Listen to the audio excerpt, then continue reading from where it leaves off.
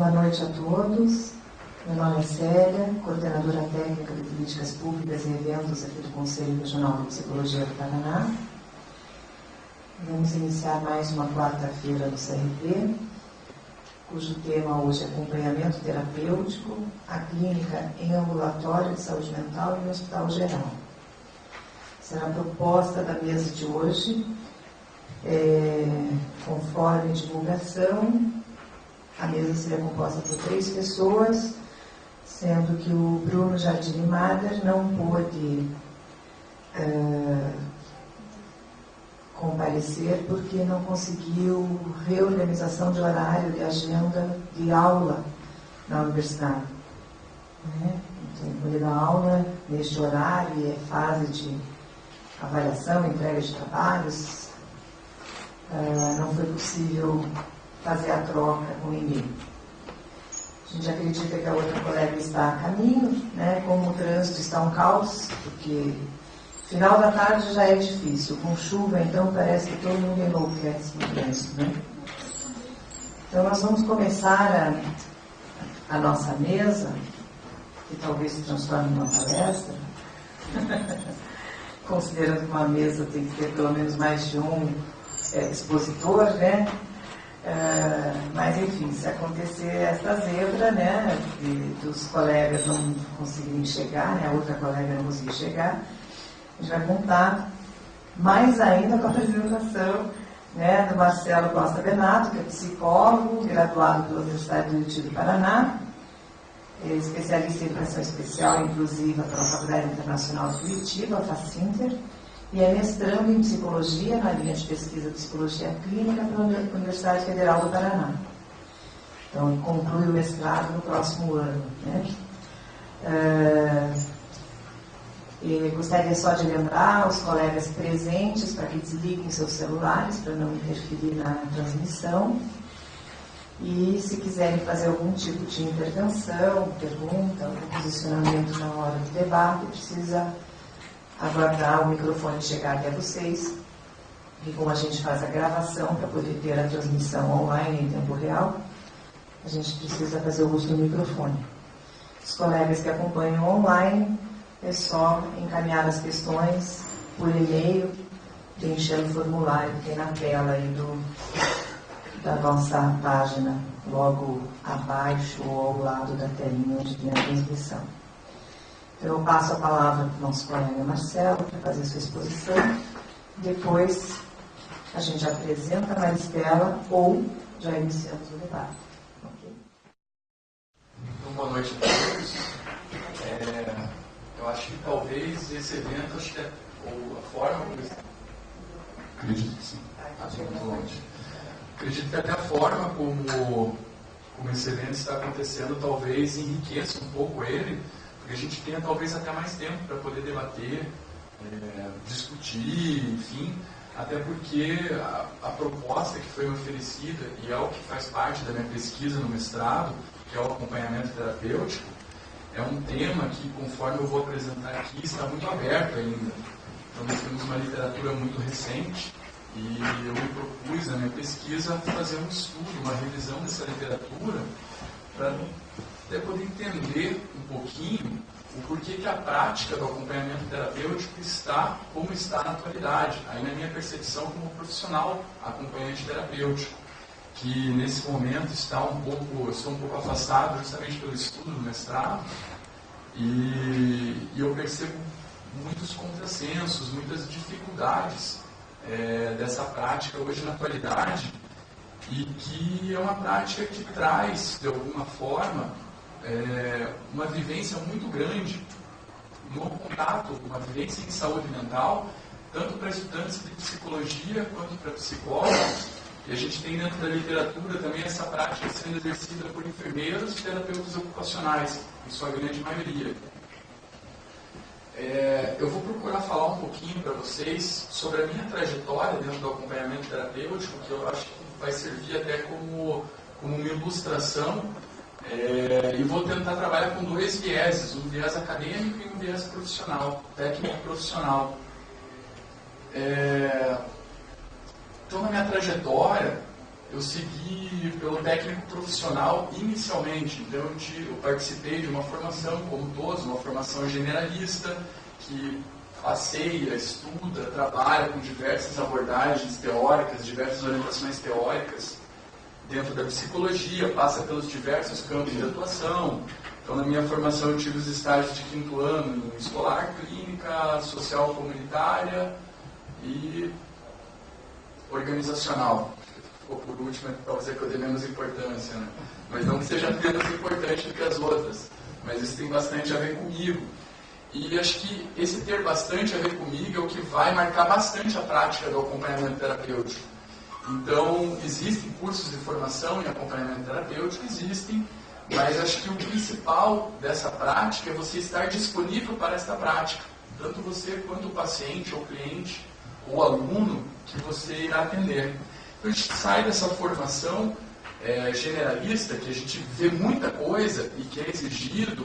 Eu não sei quanto a vocês, mas com relação a mim, eu olhava os currículos dos professores e eu dizia, meu Deus, um dia eu quero ser assim, e muita coisa sendo feita, e uma exigência muito grande, de um conhecimento que às vezes, enquanto você está na academia, você pensa que vai ser impossível de ser alcançado. Então você tem que entender de medicação, você tem que entender de psicopatologia, você tem que entender disso, daquilo, daquele outro. Se você segue uma orientação psicanalítica, você tem que entender de comportamental, que talvez você trabalhe com alguém dessa área. Então, às vezes, a exigência e até a velocidade com que as informações são transmitidas para a gente faz com que a gente se cobre muito. E aí, com toda essa formação de exigências e sem aprofundamento realmente em algumas questões que são fundamentais, eu trabalho como psicólogo, por exemplo, contato com o ser humano, né? Tudo isso faz com que quando você chegue no mercado de trabalho, que você fique desprotegido da academia, faz com que você se sinta, meu Deus, e agora? O que eu vou fazer? Né? Então, desde o início da minha formação, eu trabalho com pacientes psicóticos na área da infância e adolescência, preferencialmente na adolescência. E quando você se depara ali com a psicose, com aquele adolescente realmente ali na sua frente, aquele fenômeno extremamente complexo, aí você pensa, e agora o que eu faço? Aí você começa a lembrar da sua formação e surge aquele branco na cabeça e você pensa, agora eu estou em contato e na verdade eu sou um técnico. E essa pessoa que está na minha frente espera uma atitude técnica minha em relação a ela. Né? Então, ele ou aquela família que me contratou parte do princípio que eu sei fazer o que eu vou fazer. Só que é muito engraçado que eu faço um paralelo com a enfermagem, que tem o mesmo tempo de formação que o nosso, né, 5 anos. E o enfermeiro ele vê também a parte técnica da profissão de enfermagem na academia. E quando ele chega no mercado de trabalho, ele não precisa procurar supervisão, ele não precisa fazer especialização logo de cara. Ele sabe muito bem qual é o protocolo de atividades que ele deve seguir, que é diferente do que acontece na psicologia. Então, até nas próprias orientações e supervisões em 5º ano, o meu orientador, pelo menos, me dizia isso, seria interessante vocês saírem daqui, vocês procurarem uma supervisão, ou vocês já engatarem uma especialização direto, porque isso, de alguma forma, vai trazer mais segurança para os atendimentos clínicos. Mas a gente eu pelo menos entendo que a formação deveria oferecer isso. Porque lógico que o meu intuito aqui não é questionar a formação, é só trazer algumas coisas que vão servir para a gente pensar e para a gente até poder questionar a prática do acompanhamento terapêutico, que é algo que está justamente nesse processo. Então a gente eu vou falar um pouquinho melhor sobre isso, mas a gente tem o primeiro escrito brasileiro sobre acompanhamento terapêutico em 1991, então são praticamente 20 anos de existência, né? E todos esses questionamentos que eu vou lançando desde a graduação e junto com a minha trajetória vão fazer para a gente poder pensar um pouquinho algumas questões e trabalhar um pouquinho com as fronteiras do acompanhamento terapêutico. Eu vou entrar também com alguns questionamentos sobre qual é a diferença, por exemplo, entre um acompanhante terapêutico e um consultório de rua, um acompanhante terapêutico, um cuidador de idosos, um acompanhante terapêutico, uma babá, né? Então, para a gente poder se questionar um pouco e traçar um pouquinho dessas fronteiras.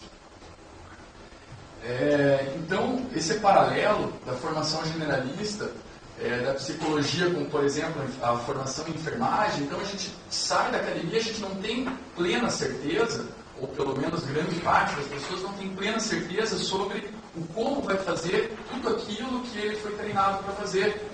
E algumas formações, ou a forma como alguma pessoa encara a sua formação, a gente sabe que não é uniforme para todos, né? Então, dentro das nossas turmas lá, existiam pessoas que se dedicavam muito aos estágios, existiam pessoas que, na verdade, iam levando os cursos, iam levando, e em algum momento as pessoas vão estar frente a frente com um ser humano que estará em sofrimento psíquico. Eu lembro que tinha um orientador que comentava que dificilmente a gente vai estar no consultório ou atendendo alguém que a pessoa vai querer compartilhar momentos de felicidade. Eu vim aqui pagar 100zão na sua consulta, eu estou muito feliz, quero contribuir com a profissão, quero contar sobre a minha felicidade, quero compartilhar meus momentos positivos. Realmente a gente não vai enfrentar isso. Se a gente cair na saúde pública, que é onde vai empregar grande parte dos profissionais, a gente vai enfrentar situações extremamente caóticas, burocráticas e dificuldades, desde materiais. Por exemplo, na emergência em CAP, a gente tinha dificuldade com o lanche, que por vezes não acontecia, ou que tinha problema na chegada desse lanche para as crianças. Então a gente vai enfrentar uma série de dificuldades que são presentes. Aí, por exemplo, eu digo assim, eu aprendi, eu sigo uma orientação analítica, eu aprendi que eu tenho que atender no divã, assim que a pessoa entrar no momento analítico dela, e eu vou trabalhar numa unidade de saúde que não tem divã. Como é que eu vou fazer isso? Então são questões muito práticas mesmo, e que às vezes na teoria elas não são passadas, ou quando elas são passadas a gente não dá a importância que deveria dar, porque a gente não tem a vivência prática. Então a gente acaba sendo lançados no mercado sem estar talvez com um ponto de maturação muito bom. E quando a gente se depara com essas dificuldades, com essa complexidade que é o fenômeno humano, que é a saúde mental, que ainda traz muito mais dúvidas do que respostas, quando a gente se depara com tudo isso, aí sim eu acho que é o momento que a gente realmente recorre à literatura, que a gente recorre à supervisão, a gente recorre a uma especialização, e a gente procura conversar com os pares para poder, de alguma forma, tentar abarcar tudo isso que está se apresentando para a gente e que exige da gente uma postura técnica, né? Que, como o diploma diz que nós somos. Né?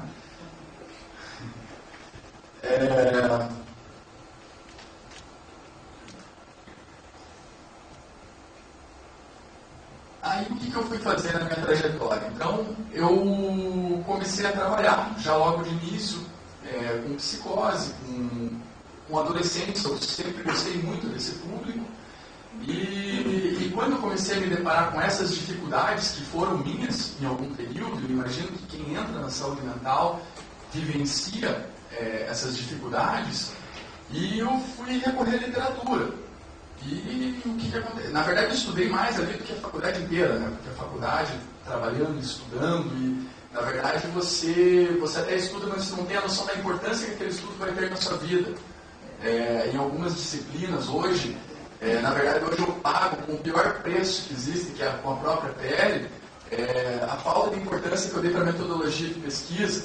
Eu fiz lá no segundo ano de faculdade, que eu nem sabia exatamente o que eu queria ser. Sabia que eu ia me formar em psicologia, mas não sabia exatamente qual daquelas milhares de áreas possíveis eu iria atuar.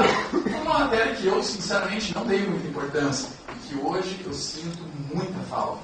Porque no mestrado a metodologia é a base de tudo, porque você vai fazer pesquisa e a metodologia é a base da pesquisa. Então, hoje eu corro atrás de um prejuízo que vem lá de trás. E no próprio mercado de trabalho, a gente se depara com determinadas situações que a gente realmente aí vai conseguir estudar e entender a importância, às vezes, de algumas coisas que passaram até desapercebidas durante a graduação. E quando eu me deparo com a literatura, eu penso assim, agora eu vou estudar, vou revisar tudo isso, vou aprender, porque não existe uma cadeira na universidade sobre acompanhamento terapêutico, pelo menos aqui em Curitiba. Existem disciplinas optativas em outras universidades, mas nada além disso. Então eu vou estudar isso, pensei. Só que o problema é que eu encontro muitos contrassensos na literatura, justamente por essa literatura ser muito recente. Agora eu vou entrar um pouco mais, realmente, no meu viés acadêmico do acompanhamento terapêutico. Então eu vou estudar e eu descubro que o primeiro escrito brasileiro, ele aconteceu em 1991. Um livro, na verdade, que é composto por diversos artigos, e o nome desse livro é A Rua como Espaço Clínico. Então, não sei se alguém já teve contato com esse livro, é um livro bem simples, com uma linguagem bem acessível, então você não precisa ser um especialista em nenhuma área para poder realmente desfrutar dessa leitura.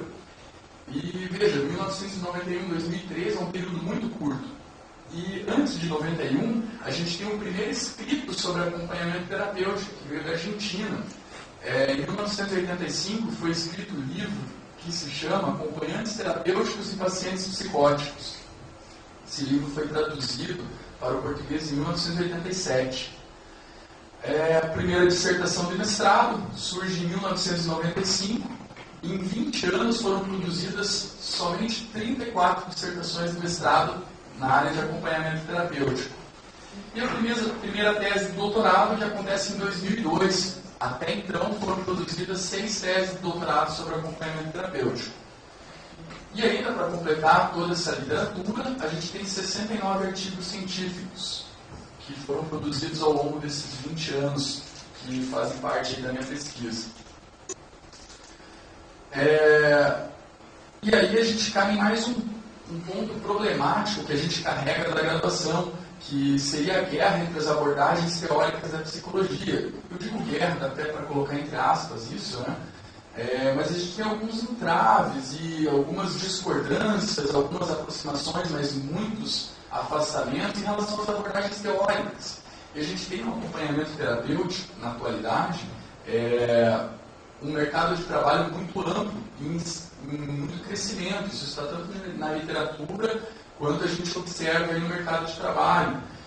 E por ter essa situação do acompanhamento terapêutico, então, e a gente ser regido por uma lógica de mercado, então a gente tem diferentes abordagens tentando abarcar essa prática, tentando sistematizar essa prática, e que acabam travando alguns embates que vão, de alguma forma, manter esse processo todo numa discussão circular e que não tem uma tangente para um crescimento. Então aquilo fica quase que uma masturbação mesmo, sem ocorrer uma ejaculação, um prazer disso. Então a gente fica ali naquela briga mesmo entre as abordagens por uma lógica de mercado.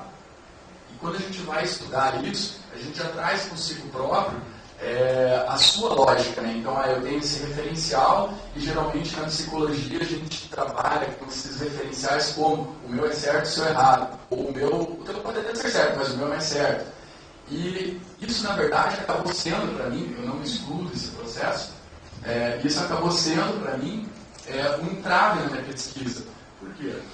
Porque quando eu entrei quando eu passei a fazer parte do mestrado, desde o início eu queria pesquisar o acompanhamento terapêutico, porque era algo que eu cheguei num momento da minha profissão em que eu precisava realmente desenvolver pesquisa sobre isso, porque o que tinha escrito não respondia às minhas perguntas na prática profissional. E eu falei, então, se não responde, então talvez o caminho seja fazer pesquisa.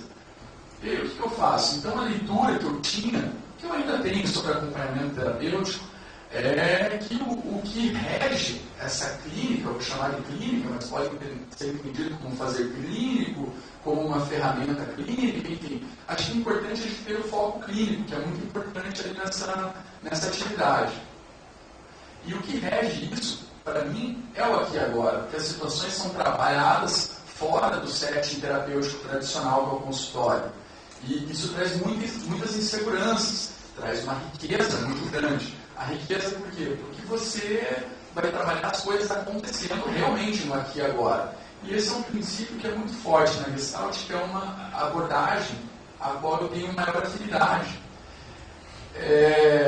Aí eu percebi a grande parte, eu vou ao final da pesquisa lançar a porcentagem de embasamento teórico na psicanálise, que é a maior parte.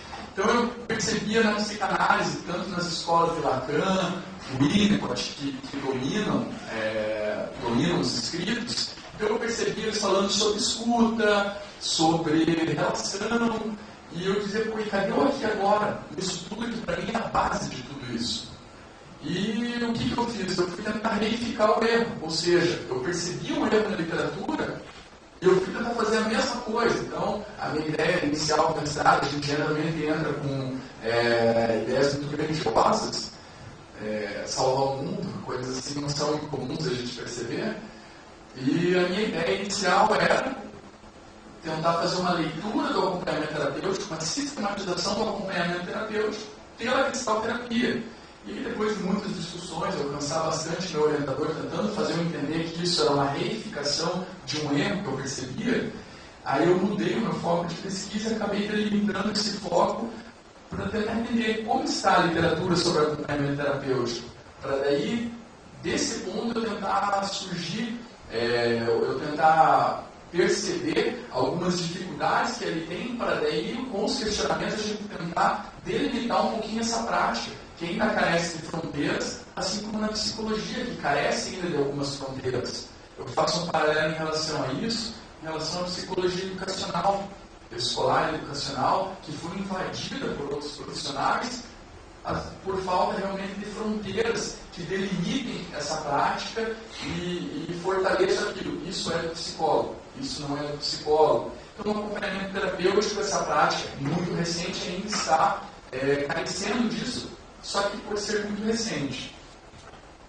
E aí, eu tendo entendido que eu não iria mudar o mundo, eu fui pesquisar quais eram as produções e como se encontravam as produções do acompanhamento terapêutico na atualidade, como elas estavam organizadas, quem escreveu, por que escreveu, como escreveu, quais foram as motivações para serem escritas.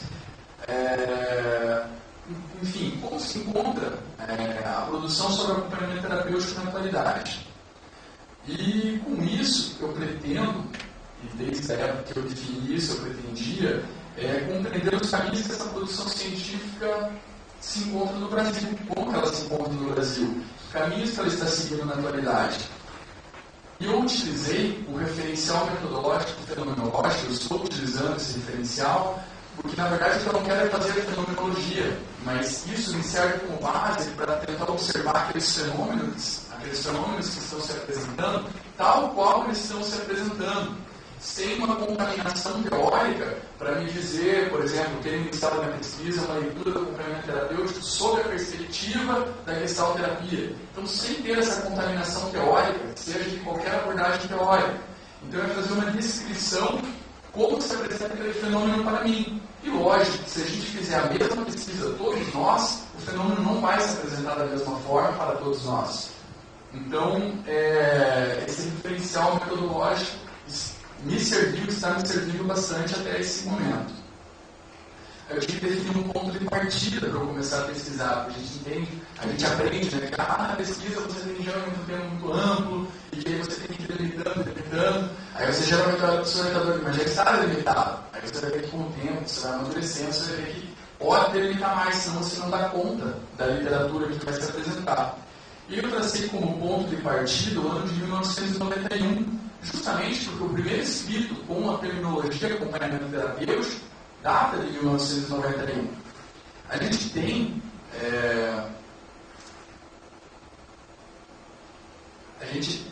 o acompanhamento terapêutico ele surgiu com essa terminologia em 1991, mas ele é anterior a isso. Então, o acompanhamento terapêutico, na verdade, ele surgiu sob a terminologia de atendente psiquiátrico em Porto Alegre, na clínica Pinel. Essa clínica era dirigida pelo psiquiatra Marcelo Blaia e ele tinha vindo de uma experiência nos Estados Unidos, em comunidades terapêuticas. Imaginar ali que final da década de 60, início da década de 70, o movimento da reforma psiquiátrica estava muito forte no mundo, né? E o movimento das comunidades terapêuticas era um dos movimentos, entre eles entra a antipsiquiatria, então são diversos movimentos, e as comunidades terapêuticas representam um deles. Ele trouxe toda essa experiência dele dos Estados Unidos e pensou, vou aplicar isso no Brasil e acredito que vai dar certo. Ele montou essa clínica em Porto Alegre, e essa clínica com embasamento psicanalítico, mas ele trouxe toda essa experiência dele sobre as comunidades terapêuticas. e surgiu essa figura do atendente psiquiátrico, um profissional registrado que trabalhava internamente para a clínica.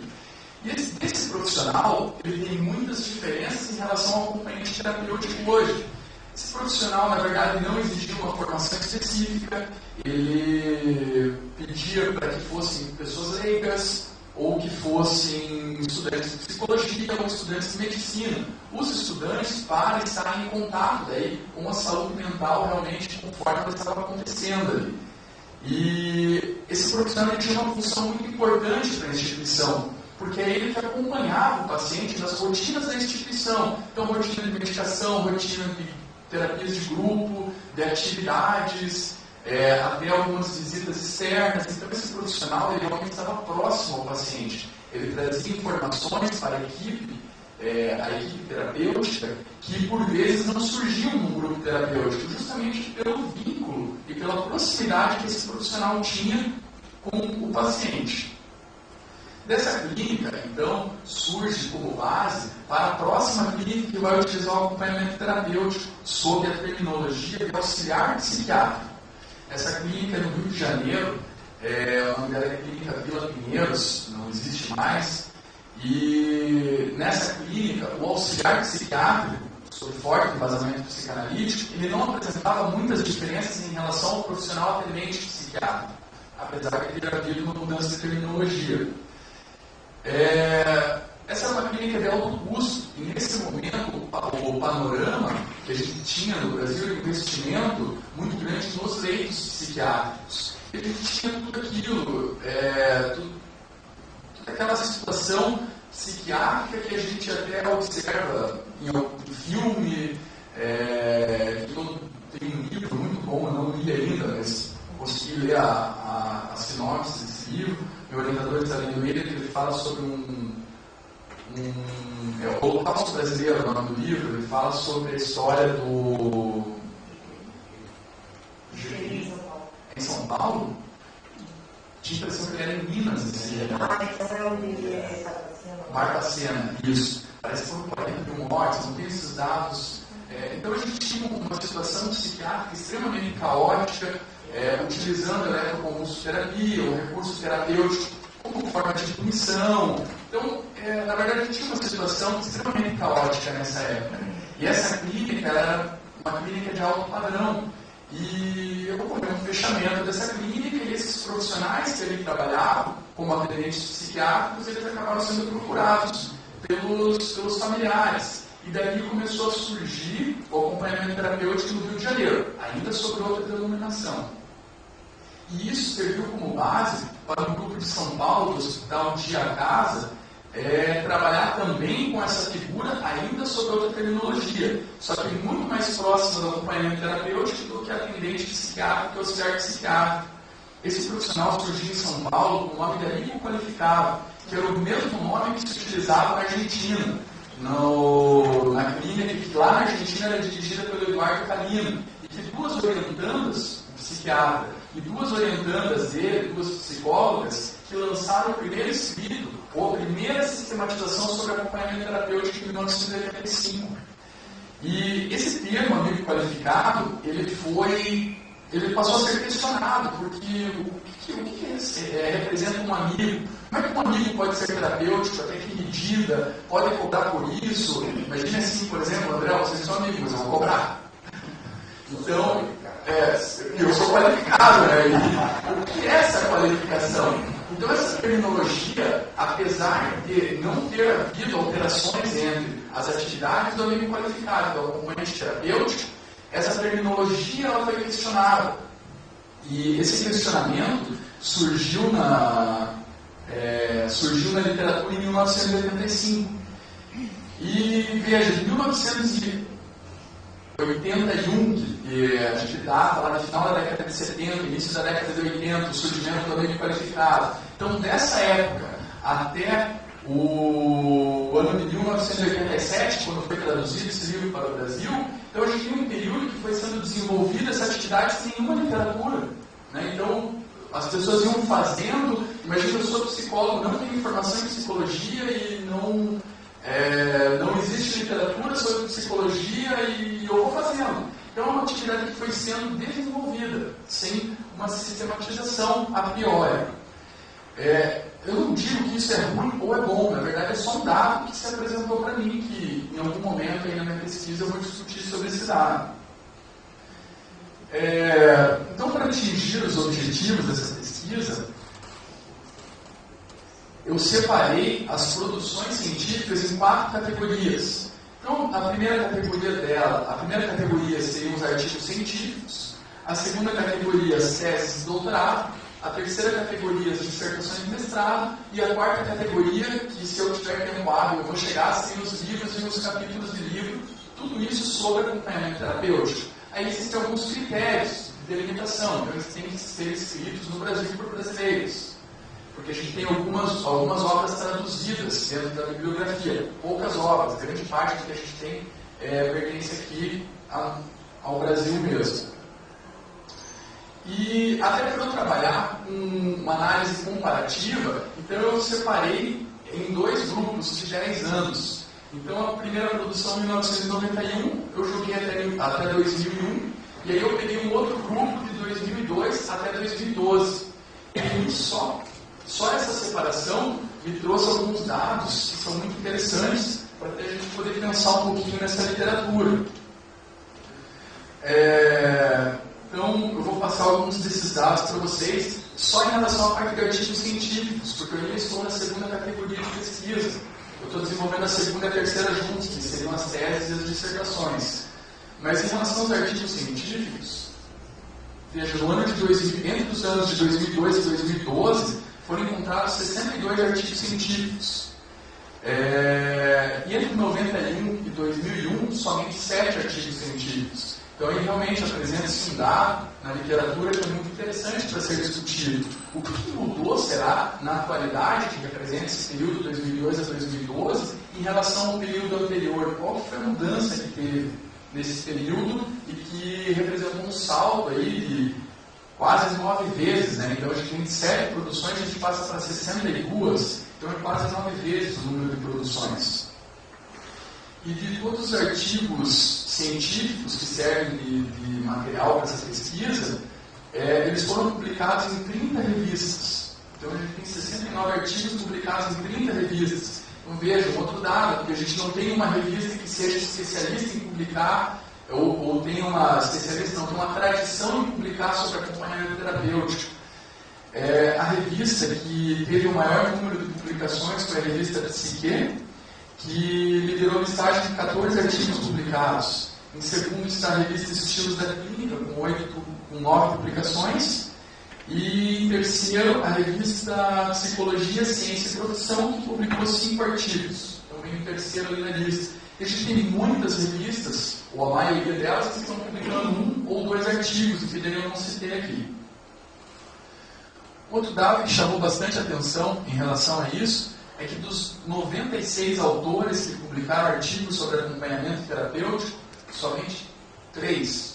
Então, de 96 autores, somente 3 publicaram 3 artigos cada num período de 20 anos. 16 autores publicaram 2 artigos cada um nesse mesmo período. E 77 autores aparecem com apenas uma publicação no período. Então, a primeira coisa que me vem à mente é: será que ainda o acompanhamento terapêutico, ou será que o acompanhamento terapêutico representa hoje uma terra remetendo ao território, uma terra de forasteiros, que as pessoas chegam, fazem uma pesquisa e vão embora, dão sua contribuição e vão embora? O que acontece que 77 autores fizeram apenas uma publicação sobre o tema?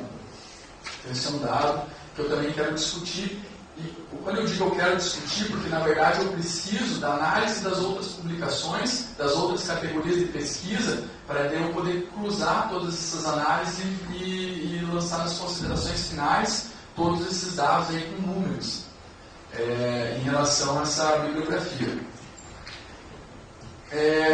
Alguns autores, eles falam sobre a dificuldade em se estabelecer fronteiras de se fazer, em parte pela complexidade das relações que aí se estabelece e em parte pela amplitude de campo. Então, na verdade, assim como esses autores, eu também estou me encaminhando para essa área, que é discutir um pouquinho as fronteiras desse fazer acompanhamento terapêutico. Porque, ao mesmo tempo que é importante a gente ter uma delimitação de campo, o que é o acompanhamento terapêutico, ou talvez até mais importante, o que não é acompanhamento terapêutico, talvez isso, alguns autores questionam essa sistematização, porque talvez essa sistematização ela possa engessar a prática do profissional. Que o profissional que trabalha com acompanhamento terapêutico, ele tem uma liberdade, eu posso até chamar de uma liberdade muito grande, porque ele trabalha com um número de variáveis que dificilmente ele consegue controlar. Então, por exemplo, existe na literatura relatado, aí eu posso trazer vários exemplos meus, mas esse exemplo que eu vou trazer agora eu nunca passei, tem que levantar as mãos para o céu, talvez, mas aconteceu em Porto Alegre, durante uma sessão de acompanhamento terapêutico, a dupla, né, a atendente e o atendido, eles foram assaltados. E o paciente psicótico, teve um manejo muito bom na situação. Porque enquanto o assaltante estava enfim, dando voz de assalto, dizendo isso é um assalto, e aí o paciente ficou olhando, cara, paciente mesmo, não sei se isso dá para... Mas ficou olhando assim, perplexo para a situação. Aí o assaltante ficou nervoso, porque geralmente a gente deposita expectativa na relação. Então, se, por exemplo, eu vou assaltar alguém, eu espero que no mínimo a pessoa fique com medo, né? Porque se ela não ficar com medo, é sinal que eu não sou um assaltante. Então, eu acho que, imagino que, eu nunca fui um assaltante, né? Mas eu acho que essa seja a lógica de um assaltante. Porque a partir do momento que eu fico com medo, eu digo, eu quero sua carteira, você vai liberando carteira, dinheiro, celular, porque a pessoa está com uma arma apontada para a sua vida.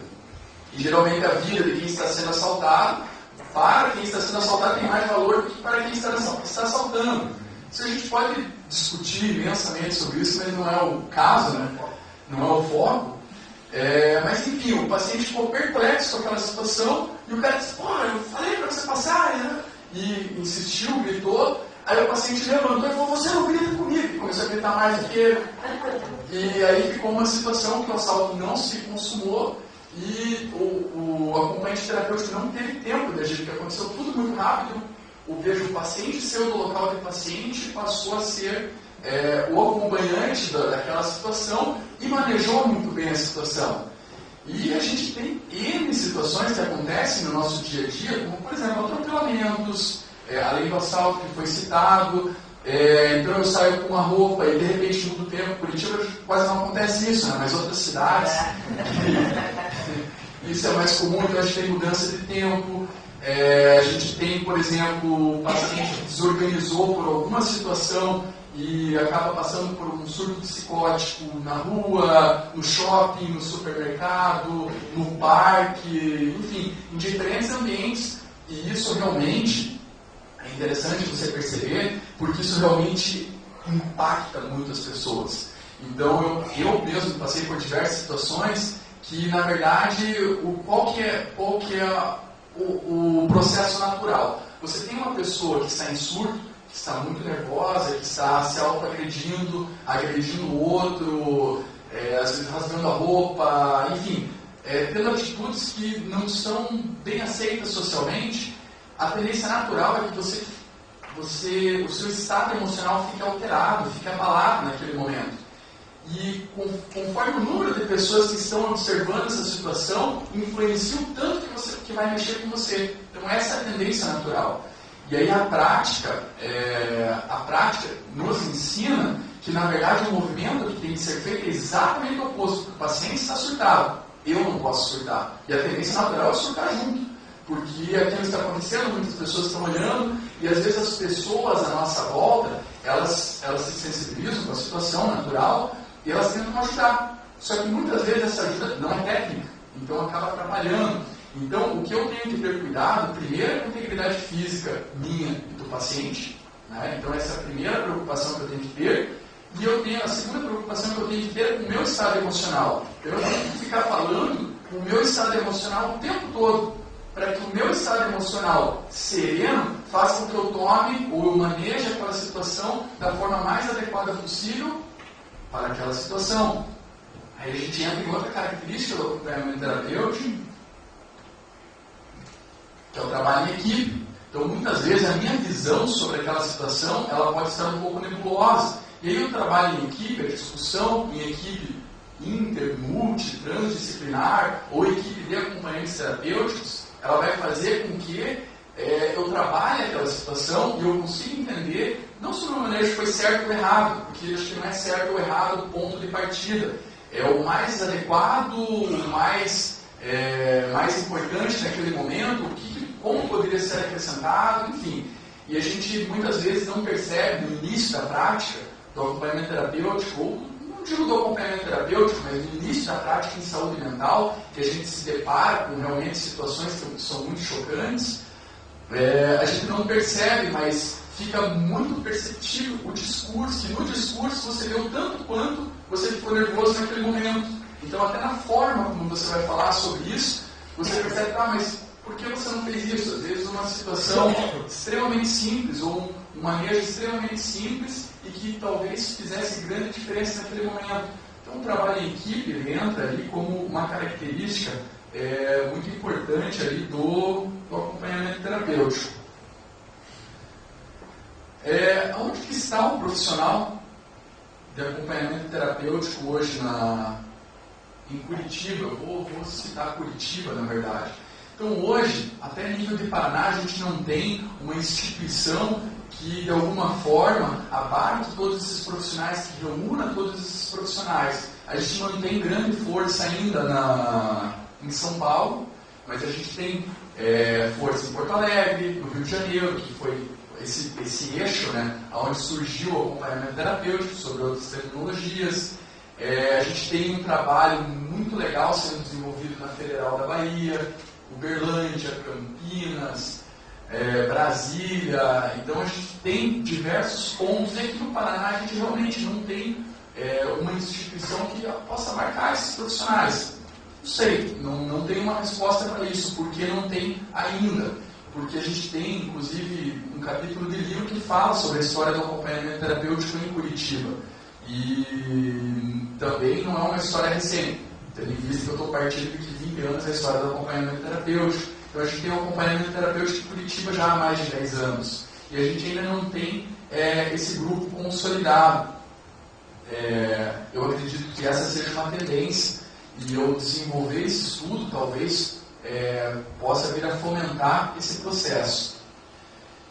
Então essa iniciativa na Federal da Bahia, que eu trouxe aqui, na verdade, como eu tinha que fazer um controle de tempo, que agora eu nem estou preocupado, né, não sei quanto tempo tem ainda, mas enfim, eu trouxe somente uma iniciativa que vem da Federal da Bahia. E essa iniciativa, ela se chama Programa de Intensificação de Cuidados, que é da Universidade Federal de lá, e que ali ocorreu uma parceria entre o curso de Psicologia, o curso de Terapia Ocupacional e um hospital psiquiátrico, que eu até não anotei o nome aqui. E qual que era a ideia?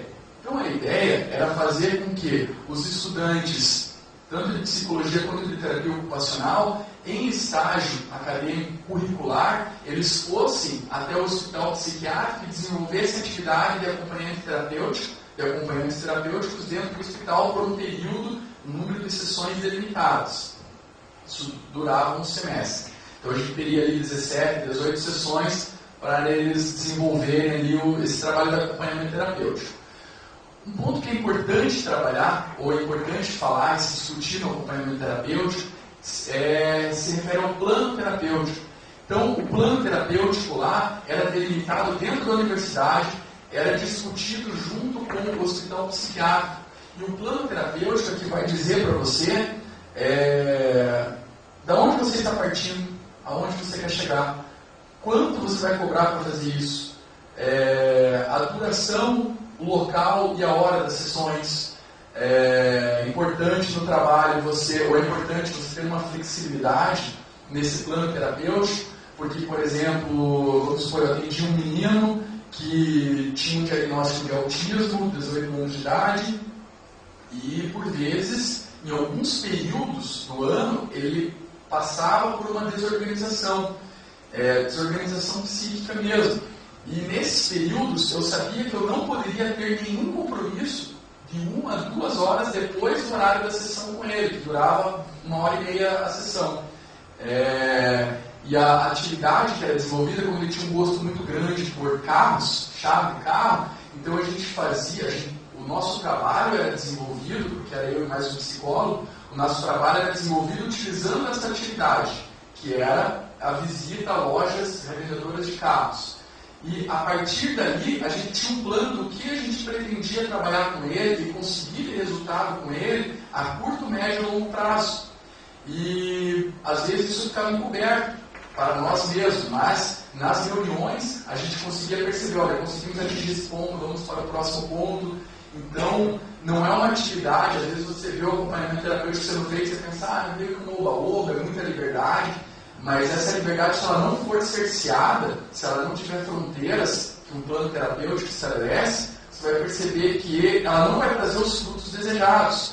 Ou, por exemplo, aí eu tenho que realmente, talvez agradecer aos nossos amigos behavioristas, que têm uma organização sistemática muito forte, e ali que eu aprendi, bebendo dessa fonte que eu aprendi a fazer isso, tá? Eu tenho tantas sessões, eu vou trabalhar o que, eu vou esperar o que, ao final dessa sessão faz uma avaliação com a família, o que você aprendeu, o que não aprendeu, porque a gente trabalha com aprendizagem de comportamentos. A mãe dele tinha ainda uma expectativa muito grande de que esse menino viesse a alfabetizar, só que ele já estava com 18 anos e levou um longo período para ela perceber que a alfabetização era um segundo plano. O primeiro plano era aprender a tomar banho sozinho, fazer a própria barba,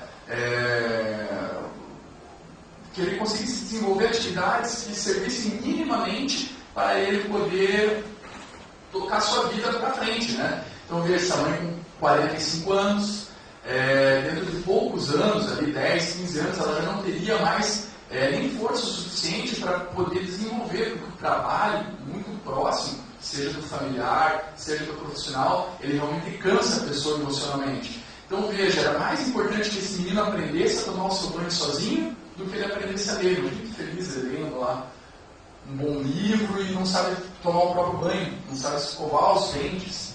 Então o nosso trabalho foi basicamente focado nessas atividades. E a gente tinha, eu posso dizer, fantasia, mas a gente tinha uma fantasia que ele realmente pudesse ir até que isso veio como demanda da mãe, que a gente acolheu essa demanda e durante o trabalho a gente percebeu que isso não foi possível. Mas aí a gente teve dados técnicos para mostrar para essa mãe que isso não foi possível. Ela tinha ideia que ele pudesse ir até a padaria, que ele pudesse ir para a escola sozinho, que ele participava de uma escola especial, mais para preencher realmente o tempo dele e trabalhar com algumas atividades da escola, que não tinha muita evolução na parte da alfabetização. Então ela tinha essa fantasia, e a gente acolheu essa fantasia e transformou isso em fantasia também, ou manteve isso em fantasia. Então a gente tinha alguns processos a serem desenvolvidos. Então, como vocês sabem, o autismo é tudo muito rigoroso, com regras, com rituais, e a gente precisava atravessar a rua. Então a gente precisa entender que a rua oferece perigos. Ele não tinha muito noção desses perigos, ele sabia que o carro poderia atropelar. Mas sabe quando no discurso bem alto você vê que a pessoa não tem internalizado o que é se machucar, que o perigo de um atropelamento pode oferecer? E aí a gente trabalhou então sistematicamente com ele. Então você chega no meio fio, você para, você olha para um lado, você olha para o outro, vê se não tem carro. Aí não tem carro, você pode atravessar. E a gente conseguiu algumas evoluções enquanto estava trabalhando nisso. Estou dizendo alguns longos 6 meses aí de trabalho. A gente conseguiu algumas evoluções. Imagina um rapaz de 18 anos de idade, ele, depois com 20 anos de idade, que andava de mão dada na rua. Então, veja, não condiz muito com uma realidade que se espera de alguém com essa idade. E a gente conseguiu largar a mão. E apenas com um toque nele, ele conseguia perceber, opa, é hora de parar, ou é hora de seguir, com um leve toque. Então, isso é um processo de independência maior para ele. E aí teve uma situação, um dia a gente estava treinando, fazendo um treinamento mesmo em relação a esse atravessar a rua, que oferecia um certo perigo e era uma maior entrada para ele poder ir até a padaria. E aí chegou uma situação que olha para um lado, olha para o outro, ele ia repetindo o processo, né? Olha para um lado, olha para o outro, não vem carro, não vem moto, não vem caminhão, e ele foi atravessar e estava vindo uma bicicleta na rua. E aí eu encostei a mão nele, e ele parou e se assustou, e aí aquele momento para mim foi muito terapêutico, porque eu disse, será que esse é um processo que deve ser desenvolvido nesse momento? Então será que a gente não deve retornar um pouquinho? Então é uma prática que vai trazendo questionamentos e um refazer da prática a todo momento.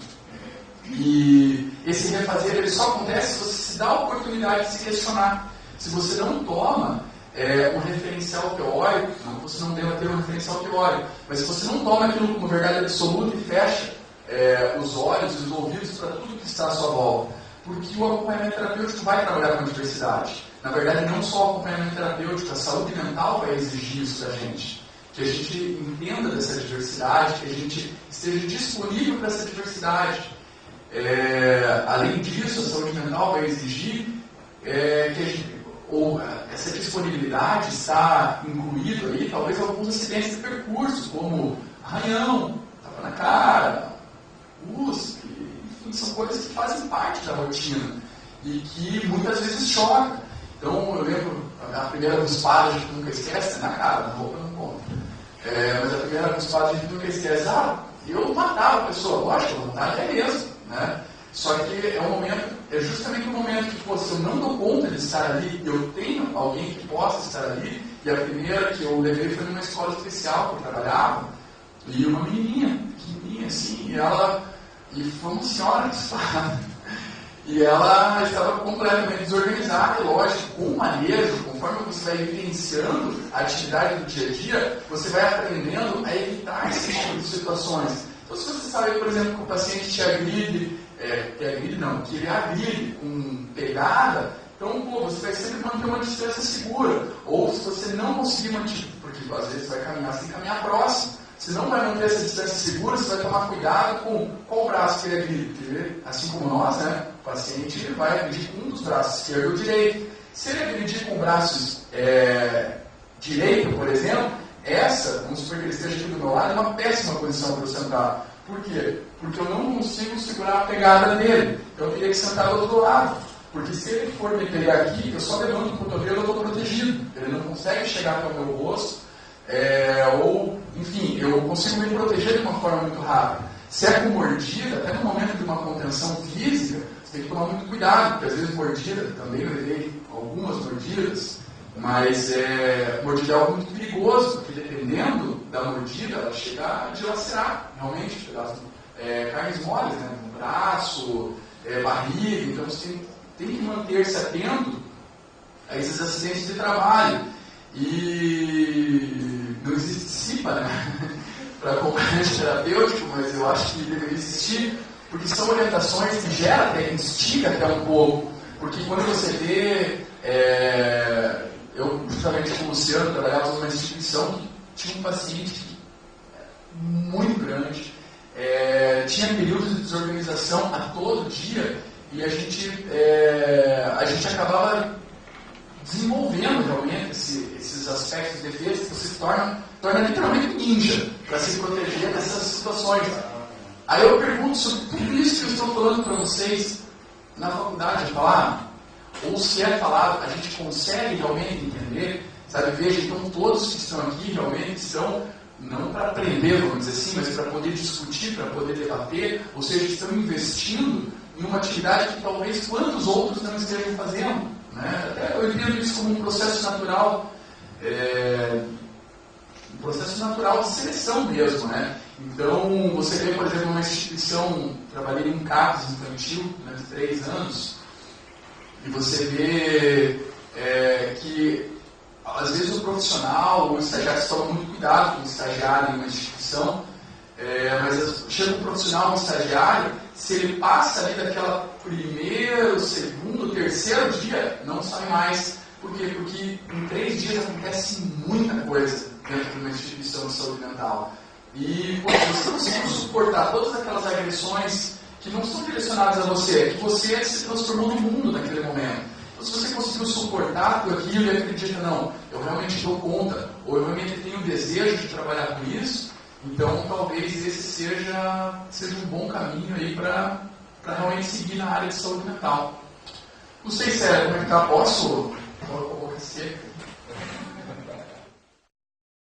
Boa noite, meu nome é Luciano, Marcelo até fez referência, a gente vem de uma mesma formação, e acho que uma das questões mais delicadas, porque eu também faço acompanhamento terapêutico, através de uma orientação psicanalítica, então a gente vem discutindo ao longo de alguns anos, né, do percurso, essa questão tanto da técnica e também da formação, mas você falou de uma coisa, de um aspecto que eu acho que talvez seja mais significativo e que muitas vezes acaba ou valorizando ou desvalorizando o trabalho do acompanhamento terapêutico.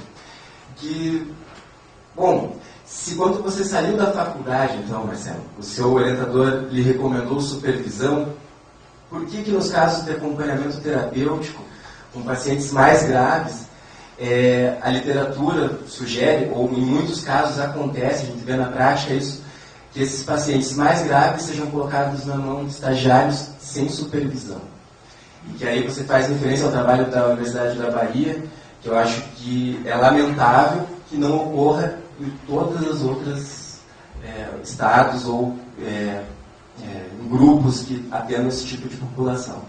Então, eu gostaria de ouvir o que você pensa, ou se tem alguma outra referência, ou se tem alguma perspectiva melhor, até para a valorização de uma profissão e também de um paciente que precisa de um cuidado técnico, com um projeto terapêutico bem elaborado, mas que muitas vezes acaba ficando nas mãos de estagiários sem supervisão, seja da área que for, da terapia ocupacional, enfermagem, psicologia e tantas outras aí.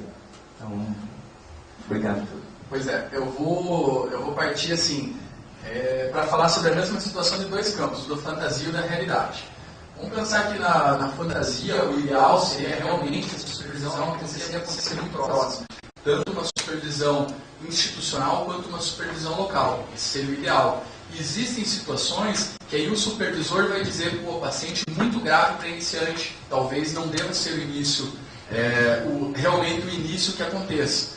Mas como essas parcerias vão acontecer com instituições, geralmente vão acontecer com instituições públicas, e em instituições públicas a vivência nos diz que o ideal e o real são muito distantes um do outro,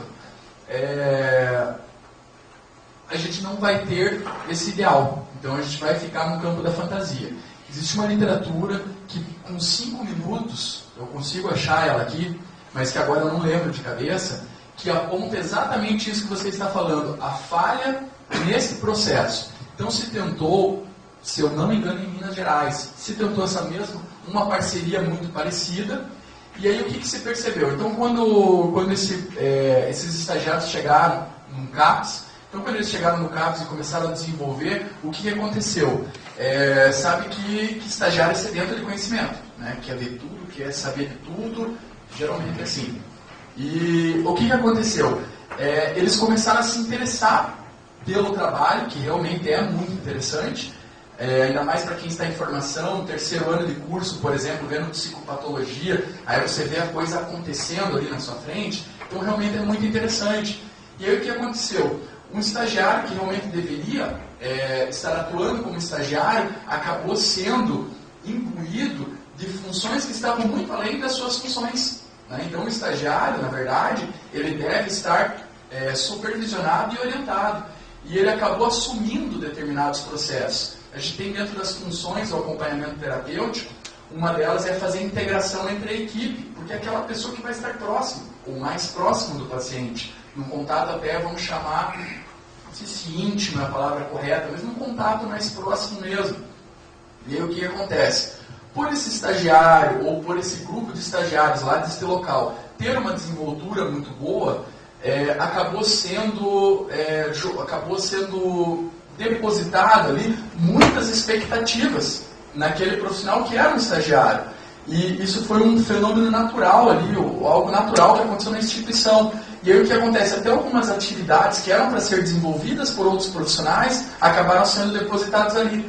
Porque esse profissional, por exemplo, estava muito sobrecarregado. Então realmente foi um erro. E esse é um artigo que eu acho muito interessante, porque ele não vai trazer assim, o acompanhamento, eu também não acredito nisso, o acompanhamento terapêutico é maravilhoso, a solução para todos os problemas. Não é, claro que não é. E esse artigo ele fala isso. Então, é muito interessante ele ouvir esse relato. e dizer, pô, existem determinadas funções e também existem determinadas funções que devem ser desenvolvidas por determinados profissionais. E também associado a isso, a gente vai perceber até no cálculo clínico, por exemplo. Então você tem lá hoje, em Curitiba, grande parte dos acompanhantes terapêuticos estão trabalhando em escolas, na área de inclusão escolar. E você tem lá uma base ou uma média de 700, 800, 600, 900. Então gira ali de 600 a 900 reais que esses profissionais, muitos deles estudantes, estão ganhando para acompanhar um paciente, um aluno na escola, durante meio período. E até por essa desvalorização do profissional, eu vou chamar assim, às vezes um psicólogo com experiência, com manejo, com coisas que você realmente só aprende na prática, ele vai conseguir com muito menos horas, mas com o mesmo valor, obter resultados muito mais significativos. Porque a primeira coisa que esse profissional, o acompanhante terapêutico vai ter que fazer, seja ele inserido em instituição ou não, é delimitar a sua fronteira. Porque o que acontece? Ele chega numa instituição, como o Luciano citou, e a instituição vai depositando expectativa, vai depositando. E se ele não souber delimitar o seu campo, com cuidado, muito cuidado realmente a forma como vai fazer isso, ele vai acabar absorvendo situações e talvez em pouco tempo ele acabe dando aula no lugar da professora, né? Então a professora fica com aquele aluno, o acompanhante fica com a turma inteira. Então veja, exige realmente bastante cuidado. E você não pode jogar tudo isso na mão de alguém que está em formação ainda. Mas é importante que essa pessoa em formação esteja em contato com essa prática, porque senão ela não vai ter essa oportunidade. Mas o cuidado com que isso é feito realmente é muito importante. Tem uma pergunta lá, tem outra online e tem mais uma aqui, só para a gente se organizar. Bom, Marcelo, engatando com essa pergunta do Luciano ali, primeiro agradecer, obrigado pela exposição, bem bacana. O meu nome é Rael, eu sou psicólogo e eu na graduação eu não vi absolutamente nada de acompanhante terapêutico. Não há, imagino que não há, assim, não se fala. E o que se tem é o que externo, o pessoal, a gente busca em estágio, conhece alguém que sabe de uma clínica que trabalha, assim, quem quer descobre, essa é a verdade, né? Mas, e daí nessas tuas últimas palavras também, tu falou dos trabalhos que são os estagiários, alunos dos últimos anos vão fazendo, que sempre pinta de 600, 800 reais e tal, e o pessoal vai fazendo, e acontece também bastante disso, do estagiário ali sem ter uma supervisão responsável, e está assumindo algumas expectativas e tudo mais. Eu queria que tu falasse assim, em termos práticos mesmo, como que assim, se é regulamentado isso, ou onde que os estudantes podem buscar uma supervisão, se existe. Tu falou que não existe uma associação aqui em Curitiba, mas se existem empresas, se existem profissionais, se existe algum centro acadêmico de alguma universidade, enfim, termos práticos mesmo dessa atuação, por favor. Em termos práticos, existe, como você falou, as pessoas aqui a nível de Curitiba, elas vão se achando. Quem quer realmente consegue achar quem são essas pessoas. A formação que a gente tem mais tradicional é em São Paulo. Eles oferecem também, no Instituto A Casa, eles oferecem também supervisões, reuniões de discussão de caso clínico. Uma parte da formação é prática, uma grande parte da formação é prática. Então, ao meu conhecimento, é lá em São Paulo mesmo. E aqui seria com supervisão, com grupos. Existem alguns grupos isolados que trabalham com isso. E aí, realmente, as pessoas elas vão se achando. Porque quem trabalha com acompanhamento terapêutico em Curitiba se conhece ou sabe de onde veio, sabe? Então, é realmente um grupo muito pequeno, mas que está em focos isolados. Tem até o próprio Luciano, eles desenvolvem as reuniões clínicas deles, dos trabalhos que eles têm. Tem um livro que foi lançado pelo Grupo Foco. Eu não sei necessariamente se eles desenvolvem reunião clínica de acompanhamento terapêutico. Existe uma instituição chamada Associação Casa Protegida, do professor Luiz Henrique, da Tuiuti. Lá se desenvolvia, eu vim de lá, né? Lá se desenvolviam reuniões clínicas, enfim, mas não existe nada sistematizado até então. O Luiz de Joinville, na verdade, ele perguntou mais ou menos o que o Rael, né, gostaria de saber se o acompanhamento terapêutico, né, o serviço de acompanhamento terapêutico é regulamentado por alguma instituição formal de trabalho, quem pode fazer o AT. Eu acho que uma coisa que é importante colocar, assim, que independente de instituição, quem vai para essa área, no mínimo, tem que ter alguma referência de algum profissional, né, que tenha, pelo menos, feito alguma experiência nesse sentido e que seja da área clínica. Né? No mínimo isso, mas, enfim, fica aí para você complementar, se achar que convém, você já respondeu para o Rael. E eu vou passar para o André aqui, que tem uma questão. Eu esqueci de falar da regulamentação. Não existe uma regulamentação, né? Então, quem pode ser o acompanhante terapêutico? Acho que vai exatamente com o que a Célia comentou ali. Acho que vai bastante da responsabilidade. Porque, por exemplo, se alguém lá da graduação, eu quero fazer acompanhamento terapêutico e vai do nada para algum lugar, dificilmente vai conseguir ir do nada para algum lugar que ela não sabe qual é. Então, geralmente, ela vai ter uma supervisão, uma orientação, vai fazer parte de algum grupo. E aí é bastante importante a responsabilidade desse grupo, né? Então, acho que... Mas não existe uma regulamentação.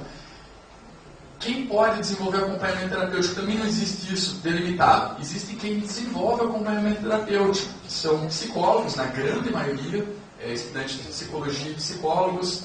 E aí a gente tem algumas iniciativas na enfermagem, que vem em segundo lugar, na terapia ocupacional.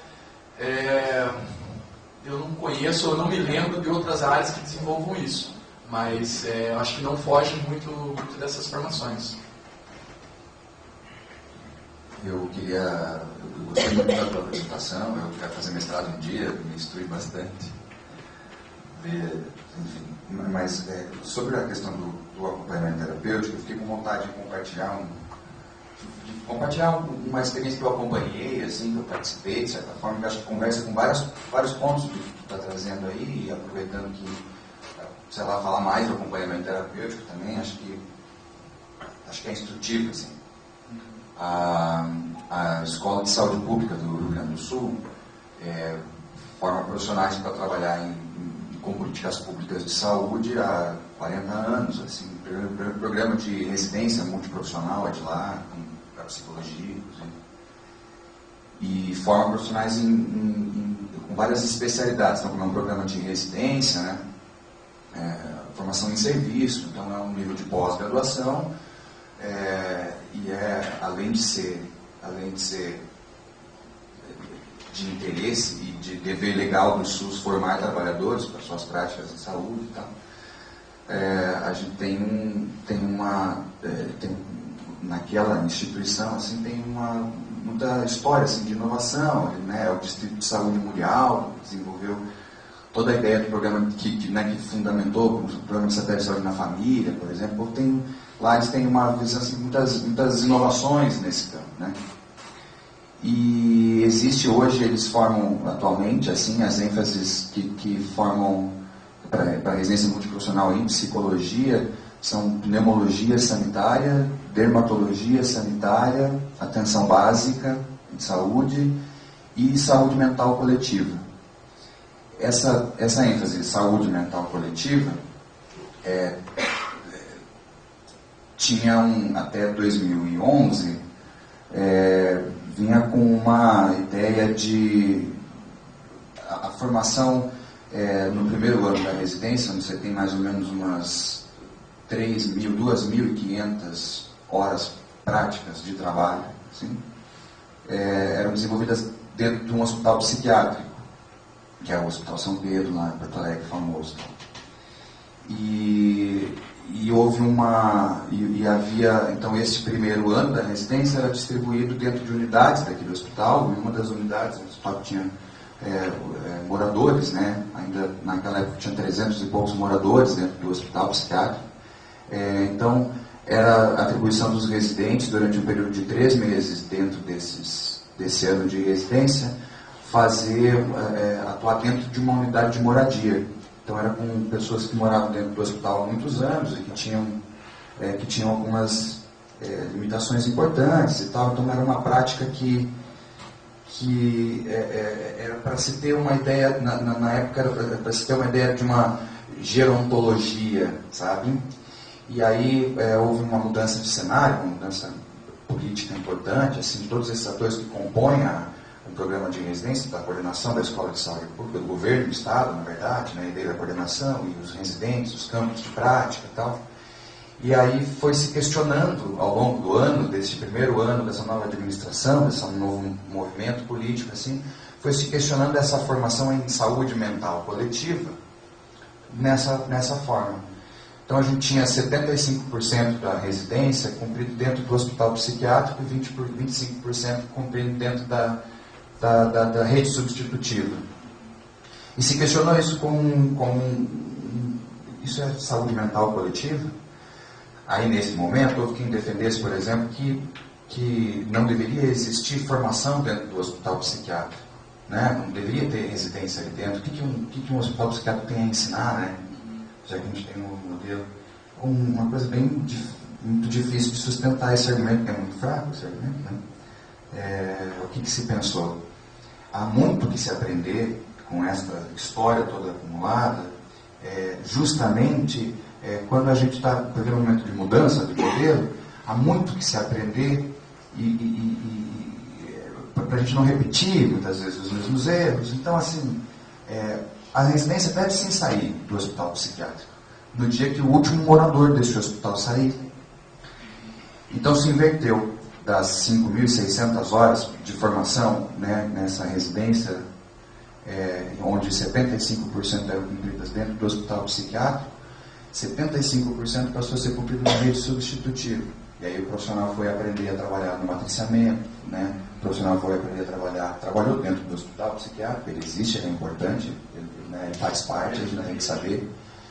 Mas os 25% que ele cumpre dentro do hospital psiquiátrico é exclusivamente, né? É o ano todo trabalhando com acompanhamento terapêutico, porque estes moradores, o hospital vai fechar, e estes moradores vão sair, e esse processo é para ser um processo de formação para psicólogos, para enfermeiros, para terapeutas ocupacionais, para assistentes sociais, de aprendizado, então de formação, né?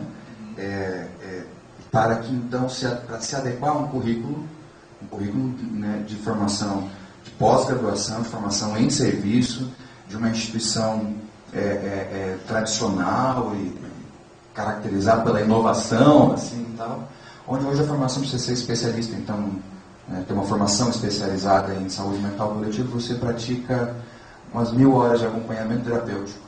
Isso vai te ensinar sobre rede, isso vai te ensinar sobre evoluções de quadros clínicos, isso vai te ensinar sobre políticas públicas de saúde mental. E eu até pensei que isso conversava bastante com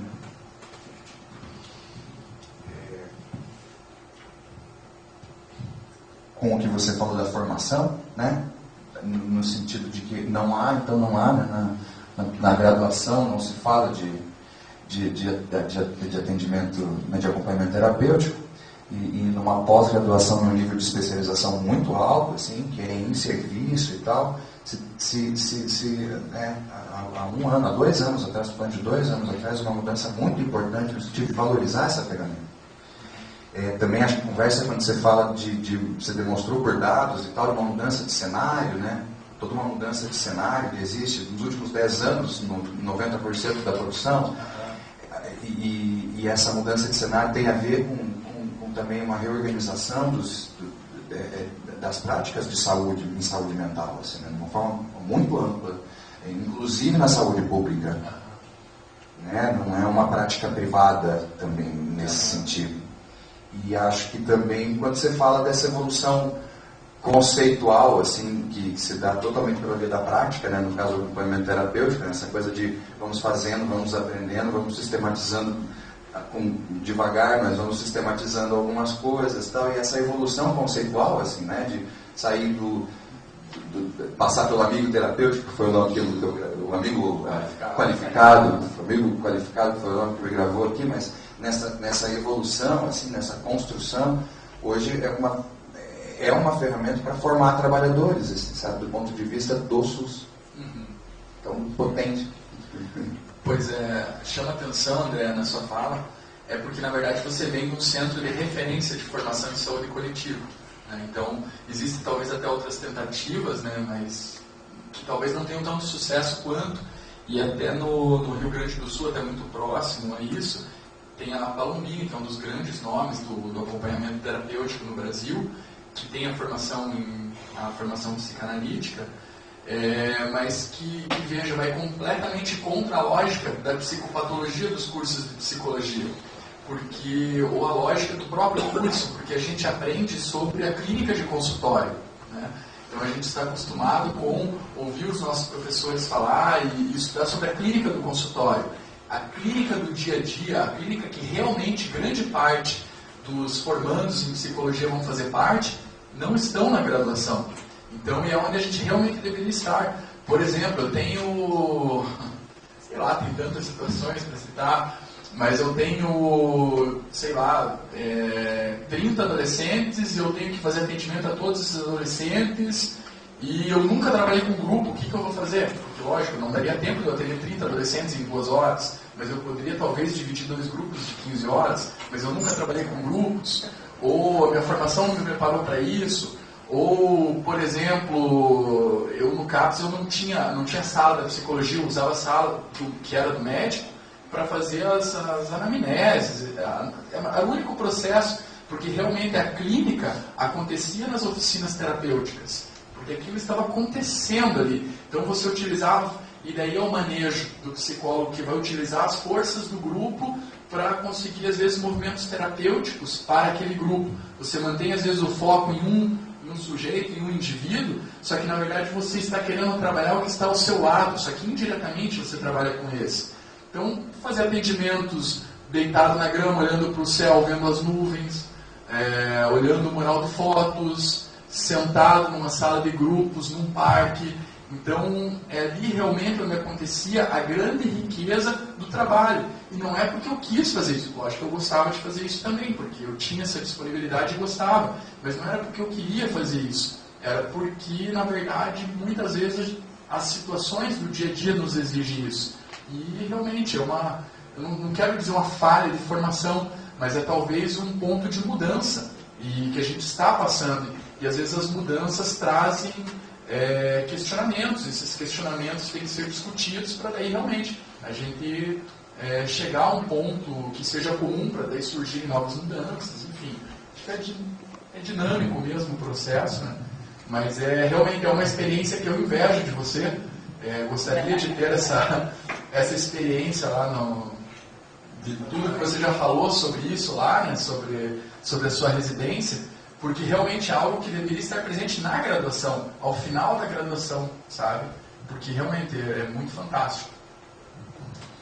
Existe um trabalho de acompanhamento terapêutico num serviço em Minas, que na verdade é do paciente judiciário, que é no programa proposto pela Fernanda Ottoni Brisset, que é do Tribunal de Justiça de Minas Gerais, que faz um trabalho maravilhoso de deshospitalização de manicômio judiciário.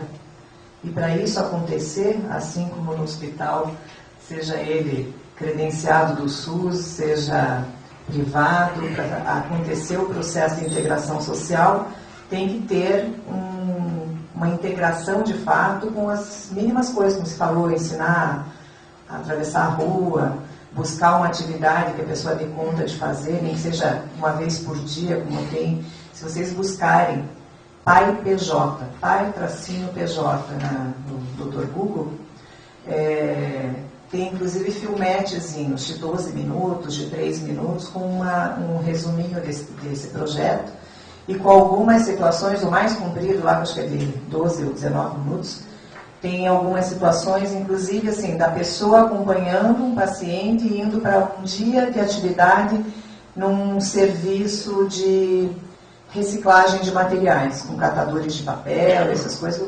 A pessoa vai lá, presta serviço e tal, enfim, tem toda uma... E que é um paciente do judiciário em processo, né, de deshospitalização.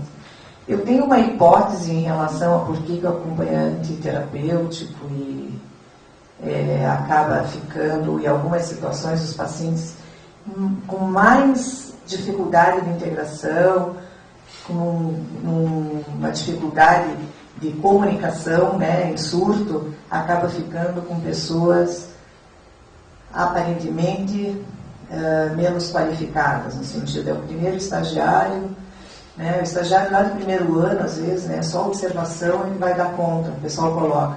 Porque eu acho que as pessoas ainda apostam muito pouco no psicótico. Então você coloca alguém, só para observar mesmo, o que ele falar, muitas aspas no que eu vou dizer, né, não é o que eu acredito, mas é o que a gente observa, tipo, o paciente está doido mesmo, né, então não vai fazer grande diferença, então fica lá, pelo menos ocupando e dando menos trabalho para a equipe dar conta, né, ou partes da equipe darem conta de pessoas que estão mais integradas, aparentemente.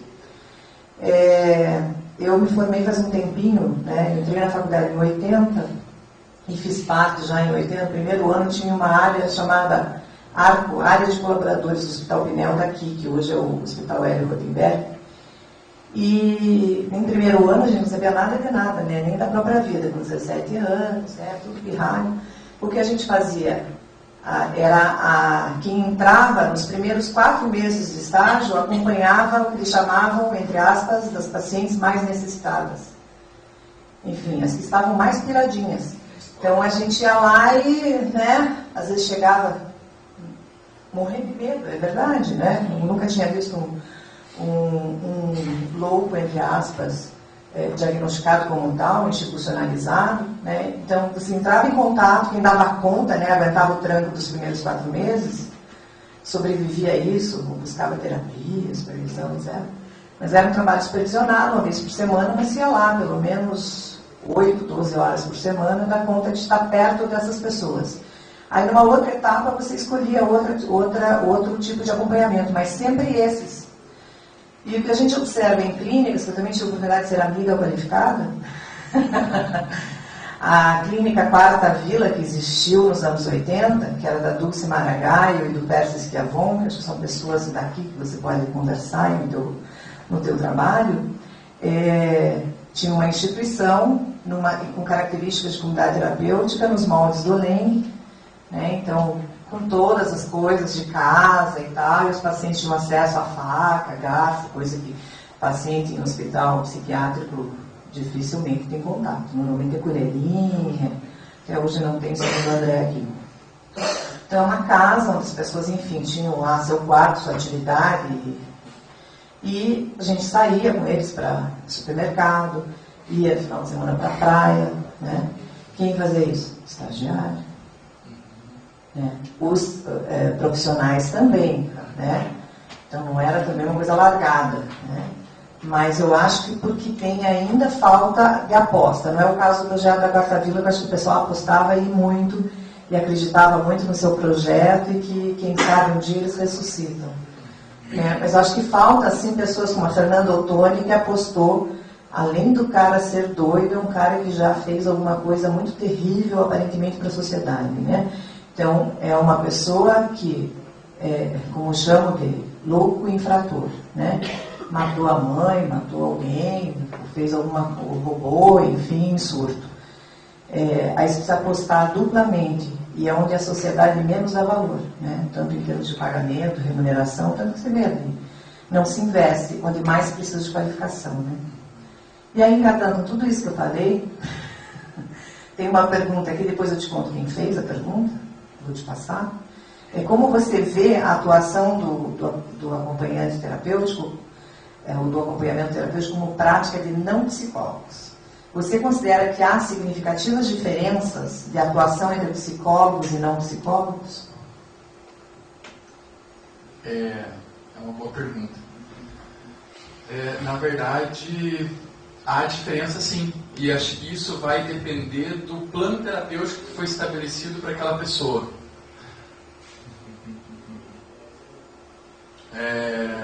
Vai depender do plano terapêutico que foi estabelecido para aquele paciente, para aquela pessoa. O que vai fazer a diferença, por exemplo, tinha dentro da instituição um paciente que, uma situação bem engraçada que aconteceu comigo, eu tinha um paciente que ele tinha a arcada dentária dele era um pouco torta, não sei se existe outra forma de dizer isso, mas ficava, então, depois do almoço, depois das alimentações, ficava muita comida entre os dentes. E ele tinha que fazer higiene bucal. E quem fazia higiene bucal eram os acompanhantes terapêuticos trabalhando com isso. E uma época eu tive uma estagiária que trabalhava diretamente comigo, e aí ela era um pouco mais velha e tal, e eu sempre, enfim, eu tinha uma boa relação com ela. Aí eu, com todo cuidado, explicando, e aquela uma atividade que eu não gostava de fazer. E eu explicando para ela como é que fazia, já sabe, assim como eu critiquei, eu faço a mesma coisa. Então, explicando direitinho para, sabe, tentar inseri-la naquele contexto que eu não gostava. Porque assim, a gente almoçava com os pacientes. E isso acontecia logo após o horário do almoço. Então, me embrulhava o estômago. Eu não comia direito quando era a minha atividade de fazer higiene bucal daquele paciente. E aí eu pensei, pronto, é minha oportunidade de me livrar disso. E eu fui com todo cuidado, assim, e ela ficou olhando para mim assim, não, tudo bem, tudo bem. Eu pensei, nossa, que prepotência, eu estou te explicando aqui, ela, tudo bem. Ela falou, não, é que eu sou dentista. Então, veja, a formação dela permite que ela faça isso de forma mais natural do que para mim era um problema do tamanho do mundo, para ela era natural. Vou pegar, por exemplo, o pessoal da enfermagem. O pessoal da enfermagem tem noções de cuidados muito melhores do que um profissional da psicologia, né? Seja conhecimentos técnicos mesmo em relação a aspectos fisiológicos muito maiores ou muito mais aprofundados do que os profissionais da psicologia.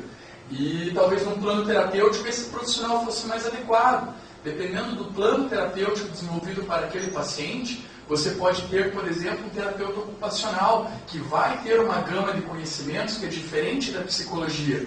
E um não precisa eliminar o outro. Então a gente pode ter no mesmo paciente dois acompanhantes terapêuticos com informações diferentes, desde que essas pessoas ou esses acompanhantes conversem entre si, porque as atividades elas devem de alguma forma se casar, elas devem se complementar e não brigar. Mas apesar que dentro da psicologia a gente tem mais facilidade de conversar com profissionais de outras áreas do que até da própria psicologia, então na verdade eu não vejo isso como errado, desenvolvido por outras profissões. É algo que depende do plano terapêutico, então se chama hoje, né, como é plano terapêutico singular, né? Então realmente, a terminologia é muito bonita, mas é realmente isso, é singular, não adianta assim, eu vou atender, fazer uma triagem de um paciente que é para acompanhamento terapêutico, e aí eu tenho lá no meu computador, eu abro aqui, não, para esse paciente vai ser assim, assim, assado. Não, cada paciente vai ter um plano terapêutico singular, e realmente é a teoria que a gente deve levar para a prática. E às vezes a gente reconhecer que nós, enquanto psicólogos, temos alguns déficits mesmo, porque não são o nosso foco de atuação. E aí realmente é aquilo encaminhar. Talvez aqui nesse momento uma pessoa com a formação em enfermagem seja melhor. Por exemplo, eu tive pacientes que faziam alimentação via sonda, né? E então para um enfermeiro mexer com a sonda é muito mais fácil do que o psicólogo. Não que o psicólogo não possa fazer, mas é questão de facilidade mesmo, né? E aquilo voltava, então é assim, depende do plano terapêutico. Então, acho que não é mais importante ou menos importante. O pessoal ficou curioso, a pergunta foi do orientador dele do mestrado. Aí, por isso que eu fiz a pergunta primeiro, para pensar na resposta, depois eu contar que foi a Adriana. Estou sendo avaliada até aqui, né? Boa noite a todos. Eu sou Aurélia Versani, psicóloga e professora, inclusive hoje estou aqui trazendo algumas alunas. Estou ministrando a disciplina Saúde Mental e Políticas Públicas, né? Então calhou bem a temática e gostaria inicialmente de parabenizá-lo pela sua exposição e, na sequência, louvar a escolha da tua temática para o teu trabalho, para a sua dissertação. Eu acho que é significativa e tenho certeza que você vai trazer contribuições riquíssimas, né, na sua dissertação para a psicologia e, lógico, até para o acompanhamento terapêutico, enfim, para a sociedade de uma forma geral, né? Então, acho que tudo que foi discutido aqui, de muita riqueza, acho que as minhas alunas hoje, nós já estivemos aqui em outro momento, mas hoje foi bastante valiosa a contribuição. E considerando aí o tempo que a gente tem, eu teria, assim, inúmeras perguntas, mas essa fiquei, assim, bastante curiosa, não sei se você teria uma resposta ou se já existe algum estudo, alguma pesquisa indicando. Fiquei curiosa em termos de Paraná e de Curitiba. Você acha que até colocou no início onde estão os acompanhantes terapêuticos em Curitiba. E eu fiquei curiosa assim, de saber, no Paraná, existe algum estudo já, ou você já conseguiu fazer algum levantamento, ter algum conhecimento em relação a esse dado? E se você tem, já foi também feita uma pergunta, já que outros profissionais, né, vêm desempenhando essa atividade que é extremamente complexa, né, no meu entendimento, e que de um valor significativo para a recuperação dos nossos psicóticos e não psicóticos também, mas principalmente os nossos psicóticos. Onde estão, né, então, os acompanhantes terapêuticos em Curitiba e no Paraná? Quem são eles? Obrigada. E sucesso para você aí no desenvolver do seu trabalho. Tomara que meu orientador esteja ouvindo isso também, professora. Deixa eu ouvir a ponte. Mas está ótimo. Parabéns. A gente tem um artigo desenvolvido na UEL, em Londrina. A gente tem um livro que foi organizado aqui em Curitiba, uma coletânea de artigos. Eu também posso passar o nome dele, não lembro de cabeça, mas tem o nome acompanhamento terapêutico. Digitar no Dr. Google, ele aparece, Solange Yamin, é o nome da... E é um livro, eu particularmente gostei muito desse livro. E a gente tem 2 dissertações de mestrado, uma da Solange mesmo e outra do Luiz Henrique, professor do UT. A dele foi desenvolvida em 2002 e a dela em 2010, que é o que a gente tem de produção científica no Paraná, que eu tive acesso até o momento. E realmente a gente tem por tendência, aí, talvez até por fantasia, desenvolver para esse final de ano, realmente está muito corrido, mas para o início do ano que vem, até foi uma escolha, enfim, que nos fundamentou, porque a gente tem um ano inteiro para poder trabalhar com isso. Mas desenvolver para o início do ano que vem alguma coisa, como um fórum, como um congresso, como algo nesse sentido, para realmente reunir esse pessoal e poder conversar, né? O que eu estou fazendo, como eu estou fazendo, por que estou fazendo. Então, seria realmente fazer essa reunião e começar a se discutir ou começar a conversar sobre a possibilidade de que surja uma instituição em relação a isso. Então, a gente tem isso por fantasia ainda, mas a gente está tentando transformar essa fantasia em prática. Né? Concretizar realmente. Né? Realmente é algo que dá muito trabalho, mas a gente tem em mente fazer isso. Eu não sei se eu respondi, tinha mais coisa? Sim, acho que respondeu sim. E eu creio que você deve, né, junto com outros colegas, inclusive, outros profissionais, né, realmente articular para que esse encontro ocorra, porque com esse diálogo, né, que nós vamos identificar, poder saber onde estão e o que estão fazendo, e enriquecer mais ainda, né, todo esse trabalho e todas essas pesquisas que vêm sendo desenvolvidas. Tá? Muito obrigada. Obrigado. Aproveitar, deixa, né, que nós estamos aqui online, o pessoal que está fazendo acompanhamento terapêutico em Curitiba e outras cidades do Paraná, que mandem um e-mail com seus dados para a gente poder chegar no Marcelo.